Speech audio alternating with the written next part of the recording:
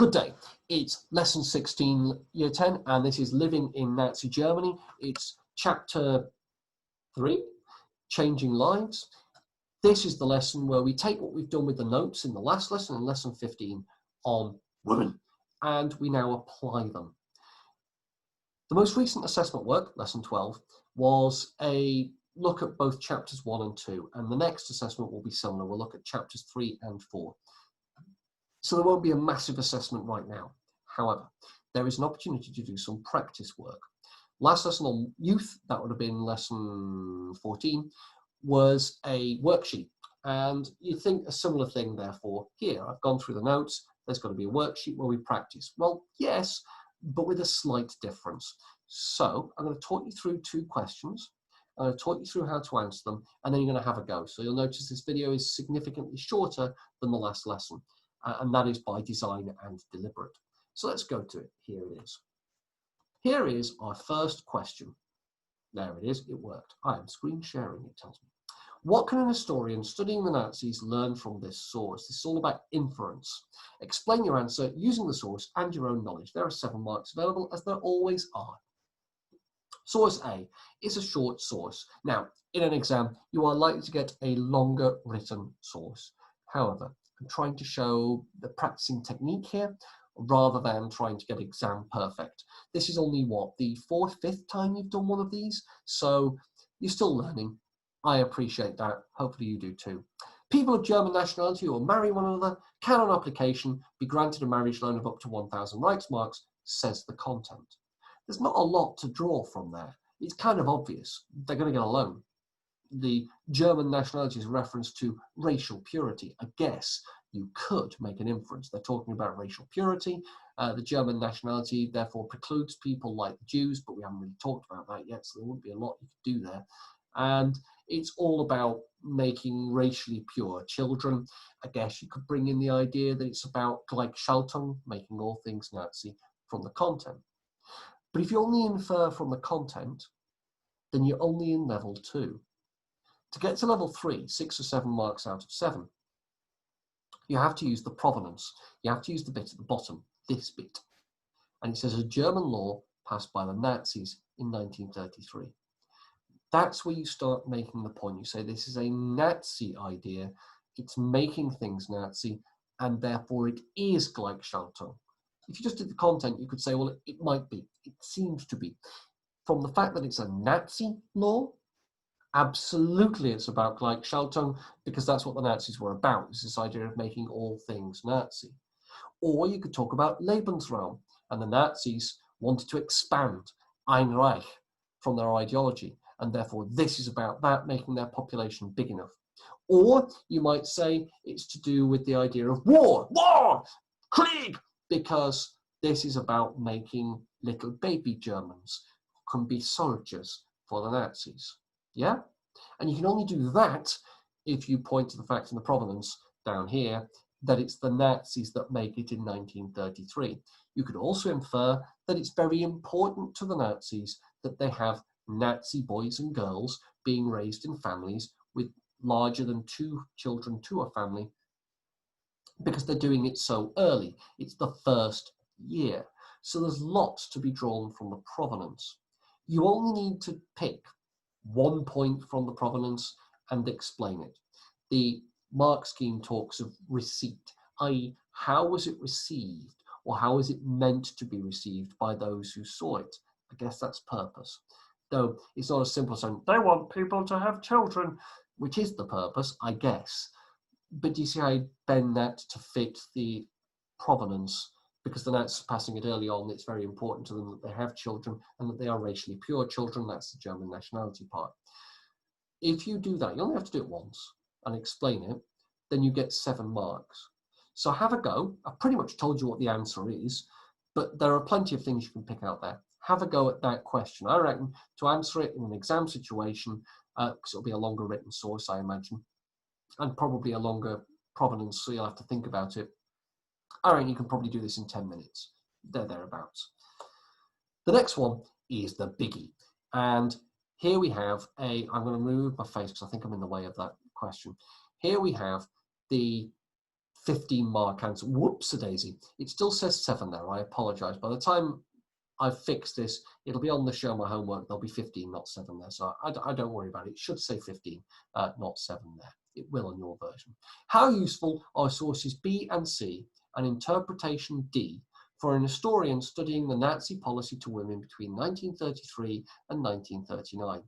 Keep in mind what you learnt in lesson 15. Keep in mind the idea that there's only 2 ways you can really look at what the Nazis did with women.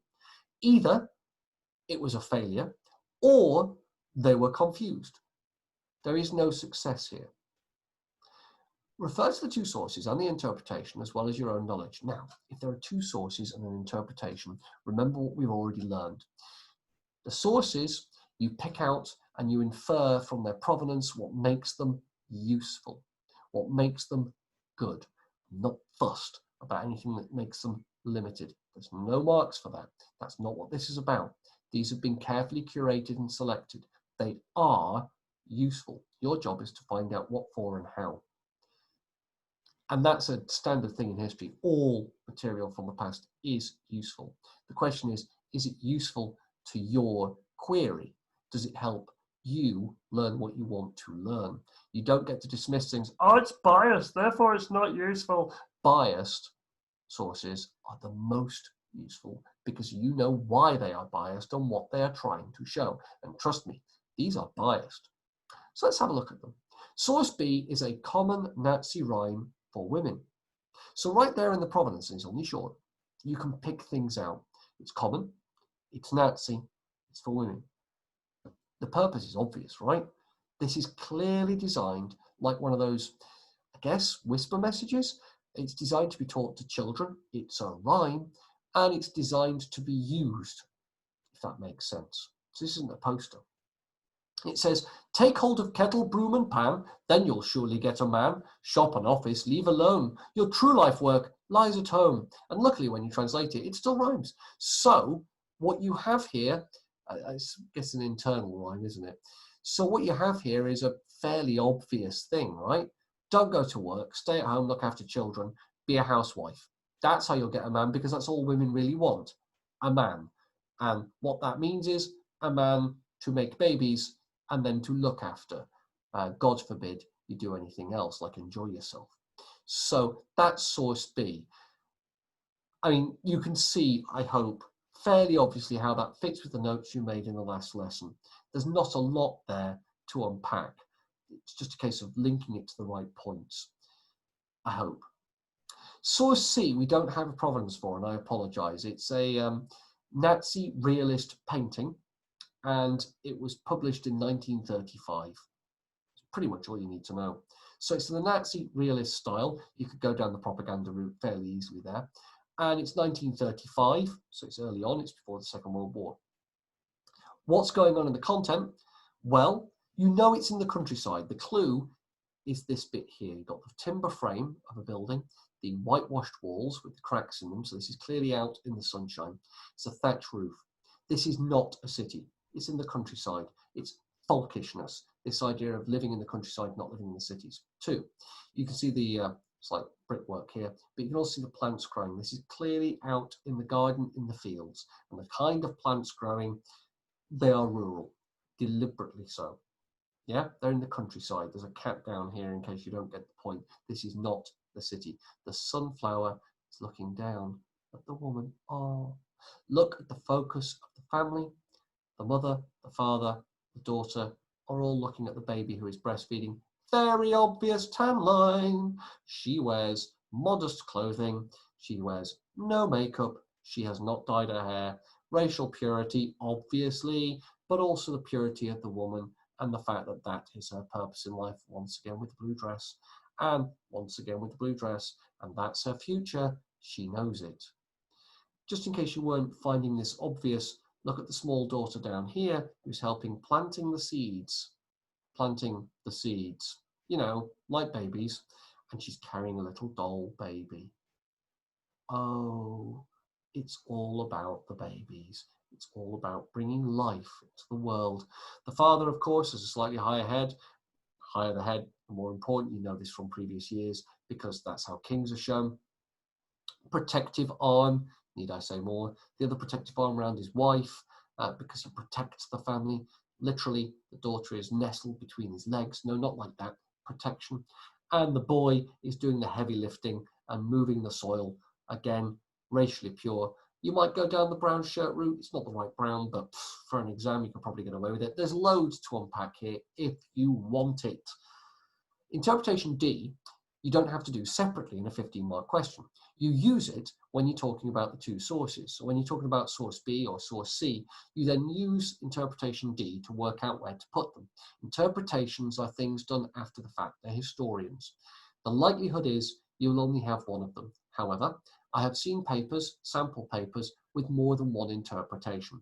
In that instance, you contrast them. They'll give you two sides of a debate. As it stands, here we have two sources, both giving us stuff from the time, and an interpretation puts them into context. This is from David G. Williamson. He's a historian. He wrote a book called The Third Reich, and it was published in 2011. Do you have to analyze this source? No, you don't. It's an historian. What do you use this for? You use this with the two sources you've been given. So how do we use it? It says, much of the Nazi policy to women in wider society was made up of contradictory absurdities that were impossible to enact in full or at the same time. It is therefore certain that Nazi social policy was simply another arm of propaganda. What does all this mean? Well, it's right there. Nazi policy to women was made up of contradictory absurdities. What does that mean? It means that the Nazis could not achieve their aims. They were contradictory. They could not work together. Now, this one, staying home, being a housewife, this one, being a housewife and a mother, they're not contradictory. So why is this interpretation there? It's there to remind you with this line here, contradictory absurdities, something that is absurd if it's unrealistic or impossible to achieve.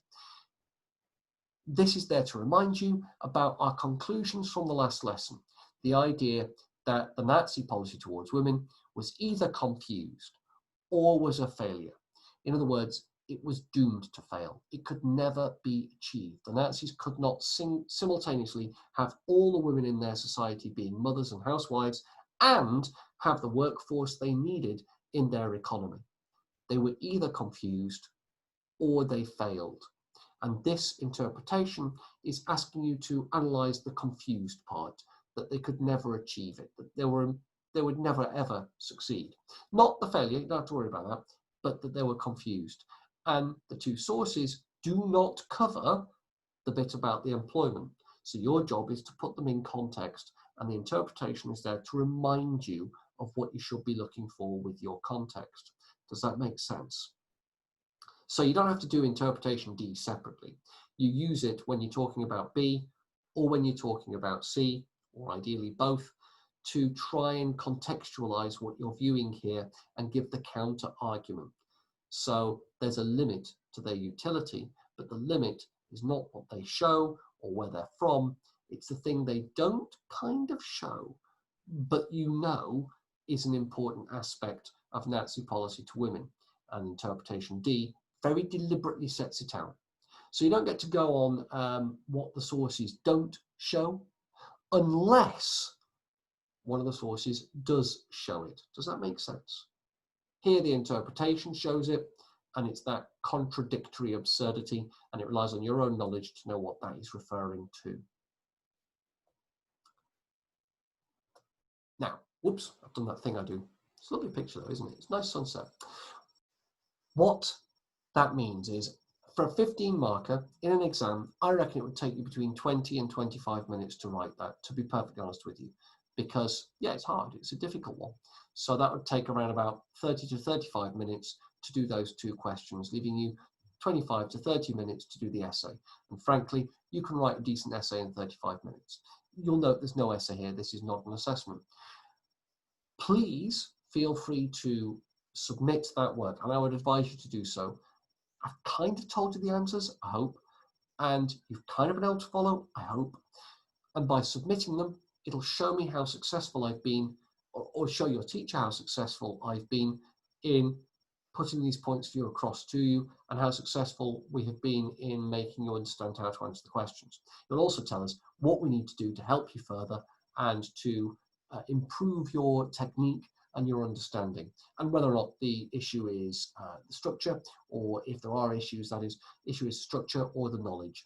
I don't think it'll be the knowledge. You've been pretty good. Well, my sets have been pretty good on this one, but it might be technique and it might be how you approach things. Hopefully things will get easier over time. So, a shorter video. You've got time now to get on with those questions. It would have been a homework if it had been in lessons, so a little bit longer than you would spend in lessons to do that. So this will be an hour, say. The video's gone on for what, 25 minutes? So you'd have 35 minutes remaining, plus a homework, which would be about 40 minutes. You're at home. You can spend as long on this as you wish. Please submit your work. You don't have to type it. I mean, typing is brilliant if you can, but you don't have to type it. Please don't feel constrained. You can just handwrite it, take a picture, and upload it. And I do believe, even on a smartphone, that you can watch these videos. So you don't have to have access to a shared computer at home to do this effectively, I hope. But please, if you have been, thank you for watching, and I shall see you later in the week, I hope. Note that I didn't do one last week, trying to match my output to your ability to keep up and not put too much pressure onto people. I will see you later in the week, I hope, for the next lesson in the sequence, where we start talking about the economy, and we'll see where we go from there. So, thank you very much. Have a lovely day, Year 10. Awkward pause ending.